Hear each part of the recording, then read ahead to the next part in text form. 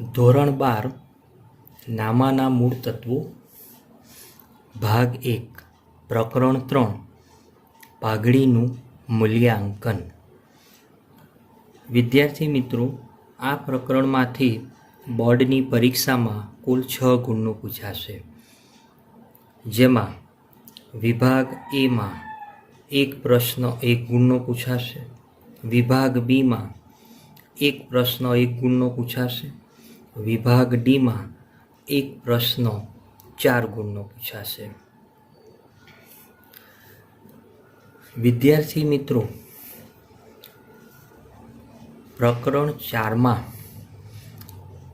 ભાગીદારીનું પુનર્ગઠનનો અભ્યાસ કર્યો હતો। ભાગીદારીનું પુનર્ગઠન ભાગીદારીમાં જુદા જુદા ફેરફારો થયા કરે છે તેને પુનર્ગઠન કહે છે। પુનર્ગઠન સમયે પેઢીની મિલકતો અને દેવાનું પુનઃમૂલ્યાંકન કરવામાં આવે છે। પેઢીની મિલકતો 2 પ્રકારની હોય છે: બિનચાલુ મિલકતો, ચાલુ મિલકતો। મિલકતો આપણે ધોરણ 11માં શીખીને આવ્યા છીએ। મિલકતો એટલે ધંધા માટે ઉપયોગી અને સહાયક થઈ શકે છે તેને મિલકતો કહે છે। બિનચાલુ મિલકતોમાં દ્રશ્ય મિલકતો અને અદ્રશ્ય મિલકતો। દ્રશ્ય મિલકતો કે જમીન, મકાન, યંત્રો, ફર્નિચર, વાહનો। અદ્રશ્ય મિલકતો પાઘડી, પેટન્ટ, ટ્રેડમાર્ક, કોપીરાઇટ। વિદ્યાર્થી મિત્રો, દ્રશ્ય મિલકતો જેને જોઈ શકાય છે, સ્પર્શી શકાય છે તે મિલકતો દ્રશ્ય મિલકતો છે। જમીન છે, મકાન છે, યંત્રો છે, ફર્નિચર છે, વાહનો છે। અદ્રશ્ય મિલકતો જેને જોઈ શકાતી નથી, સ્પર્શી શકાતી નથી: પાઘડી, પેટન્ટ, ટ્રેડમાર્ક, કોપીરાઇટ। અદ્રશ્ય મિલકતોમાં એક શબ્દ આવ્યો પાઘડી। વિદ્યાર્થી મિત્રો, તો ધોરણ 11માં પાઘડીનો અર્થ જોયો હતો। પાઘડી વર્ષો પહેલા ધંધાની સ્થાપના કરી હોય તો તેને સમય જતા બજારમાં તેની પ્રતિષ્ઠા, સારા સંબંધોનો લાભ તેને મળતો હોય છે। ધંધામાં જેમ જેમ સમય પસાર થતો જાય છે તેમ તેમ ગ્રાહકોનો સંપર્ક વધતો જાય છે। શરૂઆતમાં ધંધામાં જે ગ્રાહકો આવતા હતા તેમની સંખ્યા ઓછી હશે, પરંતુ જેમ જેમ સમય પસાર થતો જશે તેમ આપણા ધંધાથી વધુને વધુ પરિચિત થતા જશે। જો ગ્રાહકો સાથે સારા સંબંધો વિકસાવવામાં આવે તો ગ્રાહકો આપણી દુકાનમાંથી જ ખરીદી કરશે। જે આપણી દુકાનમાંથી જ ખરીદી કરે અને બીજે જાય નહીં તો આપણા ધંધાને વધુ નફો થવાનો જ છે. જો આપણો ધંધો સારો ચાલે અને વધુ નફો મળે તો પાઘડીનો ઉદ્ભવ થવાનો છે. પાઘડીનો ખ્યાલ કયા પરિબળોમાંથી ઉદ્ભવે તેને સ્ટેપ વાઇઝ સમજીએ. ધંધાની સ્થાપના, ગ્રાહકો અને સંપર્ક વધે, વેચાણ વધે, નફામાં વધારો, પ્રતિષ્ઠા વધે, ધંધાનું મૂલ્ય વધશે. આ મૂલ્યને પાઘડી કહેવાય.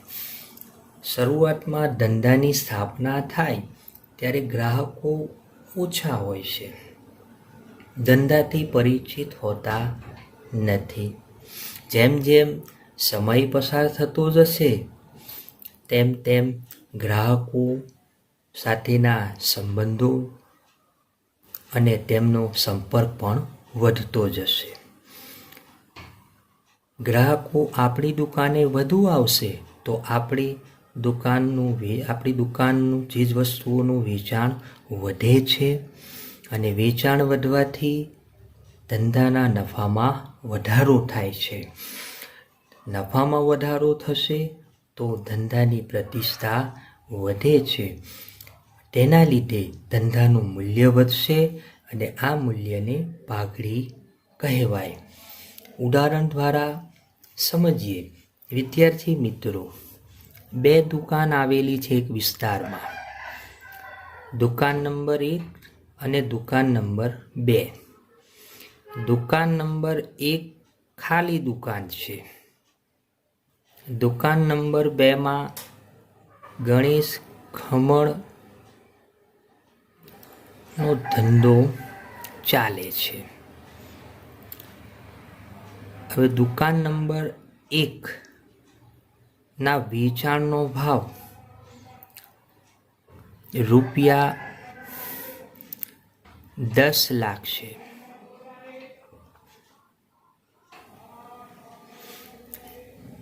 દુકાન નંબર 2 નો વેચાણનો ભાવ રૂપિયા 20 લાખ છે.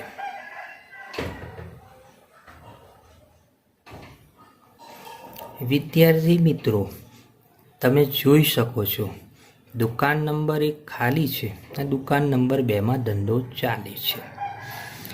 બંને બાજુમાં જ દુકાનો છે.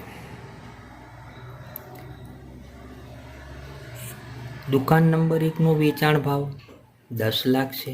દુકાન નંબર 2નો વેચાણ ભાવ 20 લાખ છે. તો દુકાન નંબર 2નો વેચાણનો ભાવ વધુ છે. શા માટે? કે આ ધંધાની સ્થાપના થઈ છે, તેનો ઘણો સમય થયો છે, તેના ગ્રાહકો સાથેના સારા સંબંધો છે, એનું વેચાણ વધુ છે, એના નફામાં વધારો થાય છે, એની બજારમાં સારી એવી શાખ છે, પ્રતિષ્ઠા છે. એના લીધે જ્યારે દુકાન નંબર 2નું વેચાણ થાય છે ત્યારે તેની કિંમત રૂપિયા 20 લાખ છે. તો અહીં આગળ જે ખરીદનાર વ્યક્તિ દુકાન નંબર 2 ખરીદે તો તેણે રૂપિયા 10 લાખ વધુ ચૂકવવા પડે છે. આને પાઘડી તરીકે ઓળખવામાં આવે છે. જે વધુ રકમ ચૂકવાય છે તે રકમને પાઘડી તરીકે ઓળખી શકીએ. આને આપણે જોઈ શકતા નથી, સ્પર્શી શકતા નથી, છતાં તે અદ્રશ્ય મિલકત છે. પાઘડીનો અર્થ. પાઘડી એ ધંધાની બજારમાં પ્રતિષ્ઠાનું મૂલ્ય દર્શાવતી અદ્રશ્ય મિલકત છે. ઉપર વિદ્યાર્થી મિત્રો આપણે ઉદાહરણ જોયું કે દુકાન નંબર 2 ની બજારમાં એવી સારી એવી પ્રતિષ્ઠા છે, જેના લીધે એ ધંધો જ્યારે વેચવામાં આવે છે ત્યારે તેની કિંમત વધુ છે દુકાન નંબર 1 કરતાં. એટલે એ પેઢી પાઘડી ધરાવે છે એમ આપણે કહી શકીએ. વિદ્યાર્થી મિત્રો, પાઘડીનો આધાર નફા પર છે. જે પેઢી સામાન્ય પેઢી કરતાં વધુ નફો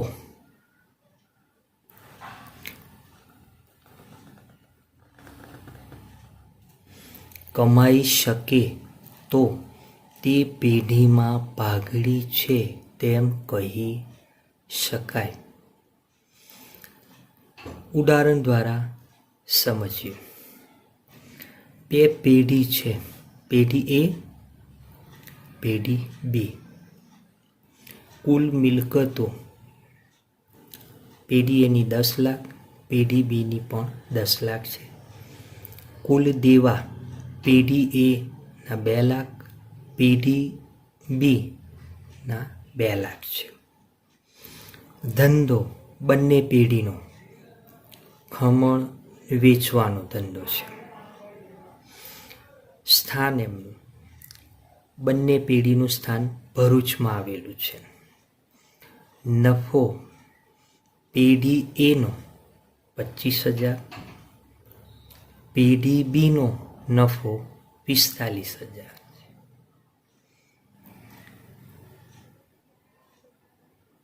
પેઢી એ ની કુલ મિલકતો 10 લાખ, કુલ દેવા 2 લાખ છે. તો પેઢી એની રોકાયેલી મૂડી 8 લાખ થશે. 10 લાખમાંથી 2 લાખ બાદ કરીશું. પેઢી બીની પણ રોકાયેલી મૂડી 8 લાખ થશે. વિદ્યાર્થી મિત્રો, પેઢી એ નો વેચાણનો ભાવ 8 લાખ છે. પેઢી બીનો પણ વેચાણનો ભાવ 8 લાખ છે. હવે આપણે ધંધો ખરીદવો હોય તો આ બે પેઢીમાંથી કઈ પેઢી ખરીદવી જોઈએ? વિદ્યાર્થી મિત્રો, પેઢી બી ખરીદશું. શા માટે? બંનેમાં રોકાયેલી મૂડી પણ સરખી છે, ધંધો પણ એક જ પ્રકારનો છે, સ્થાન પણ એક જ શહેરમાં આવેલું છે. નફો પેઢી એનો 25,000 અને પેઢી બીનો 45,000 છે. પેઢી બી વધુ નફો કરે છે, એના લીધે પેઢી બી ખરીદવી જોઈએ. જો પેઢી એ નો વેચાણનો ભાવ ₹8 લાખ હોય અને પેઢી બીનો વેચાણનો ભાવ 10 લાખ હોય તો આ સંજોગોમાં કઈ પેઢી ખરીદવી જોઈએ?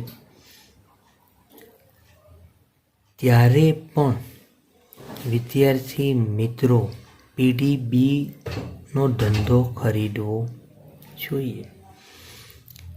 કે પેઢી એની વેચાણ કિંમત 8 લાખ છે, પેઢી બીની વેચાણ કિંમત 10 લાખ છે. પેઢી બી ખરીદવા માટે આપણે વધુ રકમ ચૂકવવી પડશે. પેઢી બીને ખરીદતા જે વધુ રકમ ચૂકવીએ તો તે ડિફરન્ટ ₹2 લાખ આવે છે. તે પાઘડી કહેવાયો. તો પેઢી બીની વેચાણ કિંમત ₹10 લાખ છે, પેઢી એ કરતાં વધુ છે. શા માટે? તો કે પેઢી બીની બજારમાં સારી એવી પ્રતિષ્ઠા છે, તેના ગ્રાહકો વધુ છે, તે વધુ વેચાણ કરે છે, વધુ નફો કમાય છે. તેના લીધે પેઢી બીનો વેચાણનો ભાવ પેઢી એ કરતાં વધુ છે. તો અહીંયા જે વધારાની રકમ ચૂકવવી પડે છે ₹2 લાખ પેઢી બીને ખરીદતા, તે પાઘડી કહેવાશે. જેને જોઈ શકતા નથી, સ્પર્શી શકતા નથી, તે અદૃશ્ય મિલકત છે. વિદ્યાર્થી મિત્રો, જે ધંધામાં નફામાં સતત વધારો થતો હોય કે વધુ નફો થતો હોય, ત્યાં પાઘડી વધુ હોય. જે ધંધામાં નફો ઓછો થતો હોય કે નફામાં ઘટાડો થતો હોય, તે ધંધાની પાઘડી ઓછી હોઈ શકે. એટલે જ્યાં વધુ નફો ત્યાં વધુ પાઘડી, જ્યાં ઓછો નફો ત્યાં ઓછી પાઘડી. વિદ્યાર્થી મિત્રો, અહીંયા આપણને એક પ્રશ્ન થાય કે પેઢી નફો કરતી નથી, ખોટ કરે છે. તો જે પેઢી ખોટ કરે ત્યાં પાઘડીનું અસ્તિત્વ હોઈ શકે નહીં.